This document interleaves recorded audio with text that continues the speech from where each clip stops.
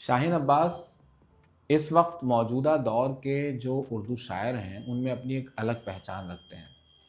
اور اس کا اندازہ آپ کو اس بات سے ہوگا کہ رادھا کرشن پیپر بیگ سے ان کی جو ابھی کتاب دیوناگری میں آئی ہے، ان کی غزلوں کا مجموعہ شہر اس طرف ہے، اس پر آپ دیکھ سکتے ہیں کہ ہمارے عہد کے ایک بہت ہی اہم فکشن نگار رائٹر خالد جاوید صاحب نے لکھا ہے۔ ان کا پورا مضمون ہی ہے اس کتاب میں، لیکن وہ لکھتے ہیں کہ شاہین عباس کی شاعری اندر کی طرف کھلنے والے زخموں کی شاعری ہے، یعنی کہ وہ باطن کے زخموں کی بات کرتے ہیں، اندرون کے زخموں کی بات کرتے ہیں اپنی شاعری میں۔ تو ان کے دو شعر میں آپ کو سناتا ہوں، اس سے آپ کو ان کی شاعری کی اہمیت کا اندازہ ہوگا۔ یہ معیاری شاعری ہے،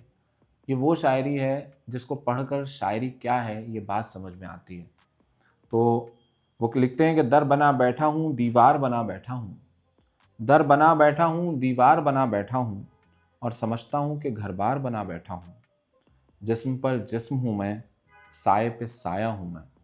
جسم پر جسم ہوں میں، سائے پہ سایہ ہوں میں، ایک لگاتار بدنزار بنا بیٹھا ہوں۔ تو شاعری کو پڑھیے، لنک میں ڈسکرپشن میں یا بائیو میں دے دوں گا، آپ اس کتاب کو منگائیے، رادھا کرشن پیپر بیگ سے یہ آئی ہے، اور پڑھ کر مجھے ضرور بتائیے کہ آپ کو یہ کتاب کیسی لگی، اور اگر آپ شاہین عباس کو پسند کرتے ہیں